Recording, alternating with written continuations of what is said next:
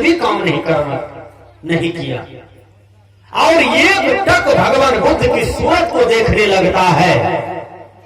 विचार कीजिए, वह सूरत को देखते देखते भगवान बुद्ध का हाथ गिर जाता है और तलवार भी गिर गया।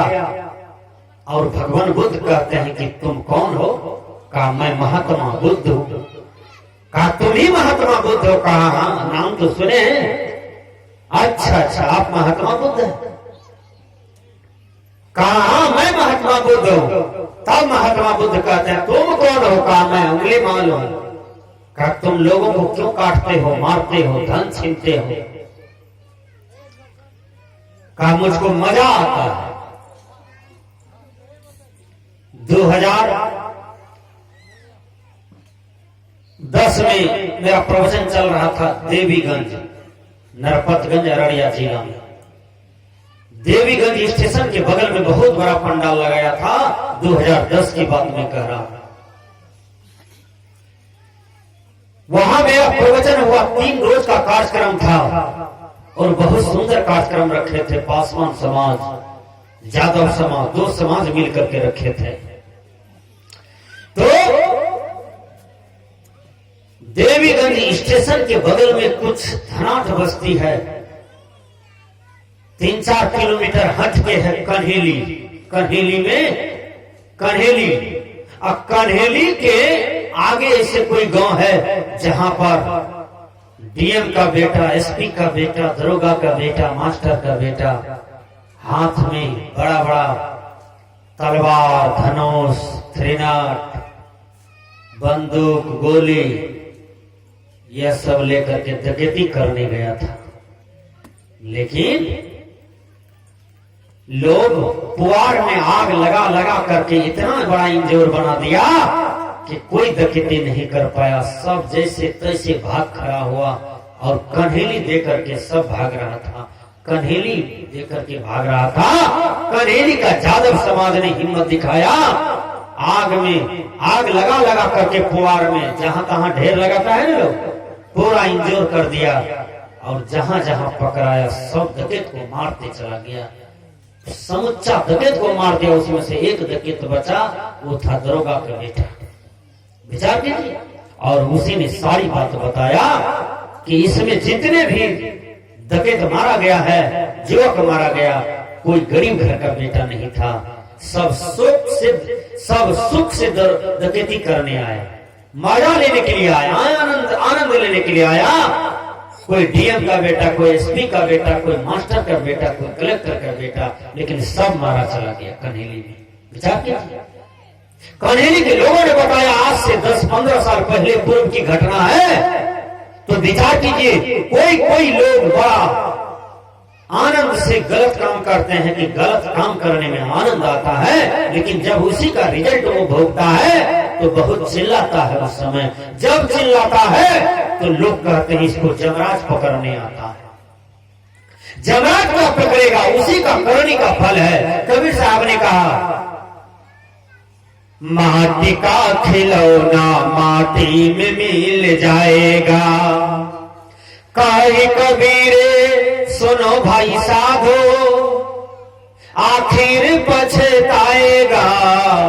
करनी का फल तो करनी का फल पाएगा।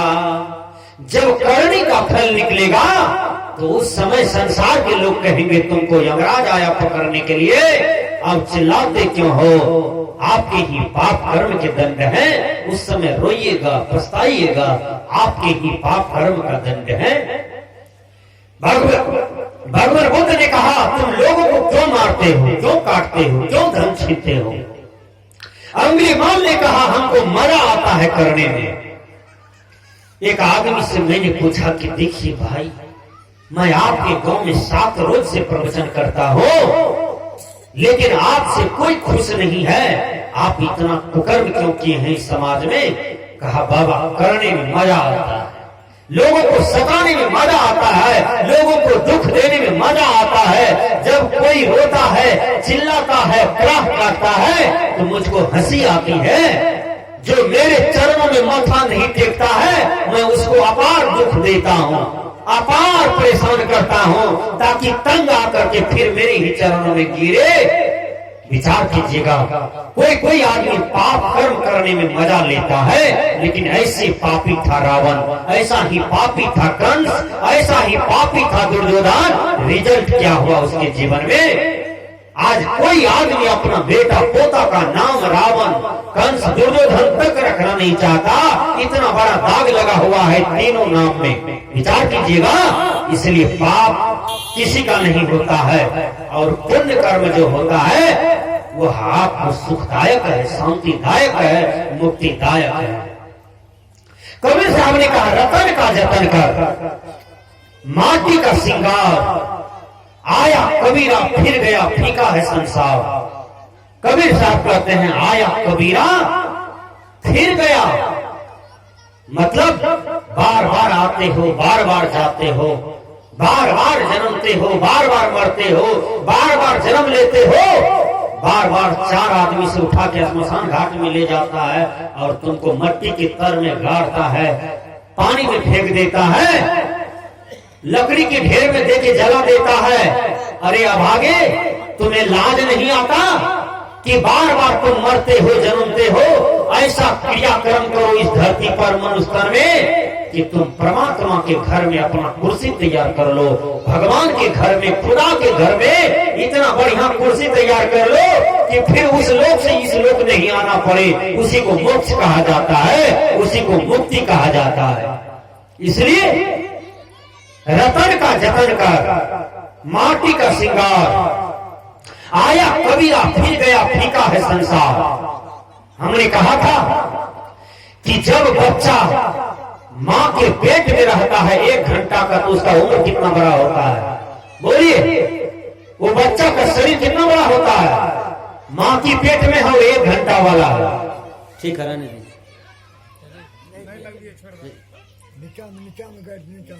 तो 1 घंटा वाला बच्चा जो होता है वो मात्र 1 बूंद का होता है ना? मेरे तरफ ध्यान दीजिए, 1 घंटा का बच्चा है वो 1 बूंद का है। उसी बूंद का विकास होते होते होते होते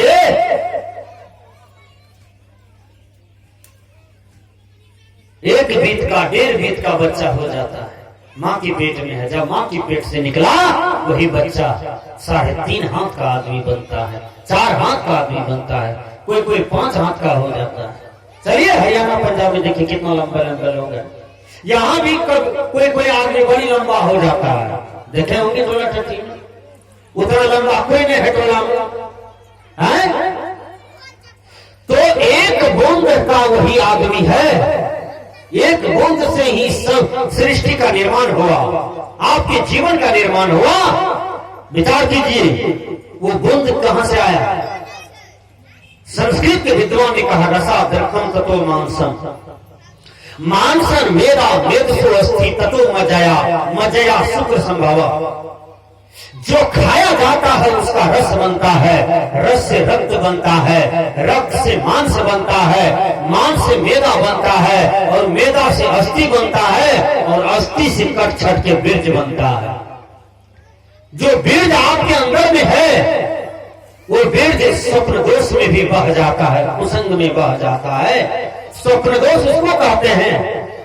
जो लड़का किसी लड़की के रूप का चिंतन करता है, वह स्वप्न में उसी लड़की को देखता है कि मैं उनसे शादी किया हूँ और शादी करके मैं पलंग पर सोया हूँ, अपनी पत्नी के साथ आनंद ले रहा हूँ, और उसका बीज क्षय हो जाता है, पतन हो जाता है। स्वप्न दोष के क्रम में कितने कितने बीज का बूंदे बह जाता है, और वही 1 बूंद यदि नारी के साचा में चला जाता है तो उनसे 1 मनुष्य तैयार होता है 1 ही बूंद। और वह स्वप्न दोष के क्रम में हजारों बूंद बह जाता है। एक कुसंगी लड़का मेरे सामने आया और पैर पकड़ करके रोने लगा। कहा, बाबा मेरे जीवन में एक बहुत बड़ा दोष है, उसका नाम है स्वप्न दोष। बाबा मुझको ये कुसंग है, जीवन में जहर है, मेरा शरीर सूखता जा रहा है, मैं बीमारी का शिकार हूँ, कुछ पढ़ता हूँ कुछ ख्याल नहीं रहता, कुछ स्मरण काम नहीं करता, मैं टिक फेल होते जा रहा हूँ बार बार। बाबा ये स्वप्न दोष की जो बीमारी है, इस बीमारी को आप हरण कर लीजिए। मैं इसको बहुत युक्ति बताया। मैंने कहा जहां पर तुम सोते हो वहां पर सदगुरु कबीर साहब की फोटो रखो, भगवान बुद्ध की फोटो रखो, और सोने के काल में 1 घंटा तक उसी भगवान बुद्ध के फोटो को निहारो, निहारते निहारते सो जाओ। उस भगवान बुद्ध का, कबीर साहब की फोटो का चिंतन करोगे देखते देखते, तो स्वप्न में भगवान बुद्ध आएगा, कोई सुंदरी लड़की नहीं आ सकती है। और ऐसा ही युक्ति बना दिया, वो लड़का करना शुरू कर दिया। जब उसके जीवन में सेटिंग हुआ, कबीर साहब का फोटो, भगवान बुद्ध का फोटो, बाबा मेही का फोटो, तुलसीदास का फोटो, रामानंद बाबा का फोटो, भगवान कृष्ण का फोटो, राम का फोटो उसके हृदय में उतर गया, तो धीरे धीरे स्वप्न दोष जैसा कुसंग छूट जाता है और लड़का मैट्रिक फर्स्ट डिवीजन किया दूसरे साल। विचार कीजिए। तो मैंने कहा कि स्वप्न दोष भी एक कुसंग है। कोई लड़की है बार बार किसी लड़का का चिंतन करता है, ये भी अपने जीवन का कुसंग है, अपने भीतर का कुसंग है। कोई महिला है किसी पर पुरुषों का चिंतन करता है, चिंतन करती है, ये भी उसके जीवन में कुसंग है, एक दिन पतन की गर्त में ले जाकर के छोड़ देगा। एक महिला हमको चरण पखारने आती है और चरण पखार करके गई अंदर, तो दूसरी महिला फट से कहती है, बाबा जो महिला आपका चरण पखारी है ना, वो महिला तीसरी शादी किया है इस आदमी से। हमने कहा तीसरी शादी किया है? कहा बाबा, इसको जवान जवान नाती है, नतनी है, पोता है, पोती है, दुल्हो था, उसको छोड़ करके इस आदमी से ब्याह कर लिया। विचार कीजिए, ये जीवन का कुसंग है। एक पुरुष अपना है, ये है ब्याही वाला। विचार कीजिए, अम्बानी मरियम के साथ है कपटी महिला, पर पुरुषों के साथ है, पर पुरुष के साथ गमन करने वाली है वो महिला। दूसरा से भी शादी किया, वहां नहीं पटा, 2-3 महीना रहा, फिर तीसरे को लेकर के भाग गई और तीसरे के साथ अपना जीवन निर्वाह करती है। ये दुनिया में सबसे बड़ा कुसंग है। ऐसे कपटी मन को धिक्कार कीजिए कि ऐ मन, तुम जो पर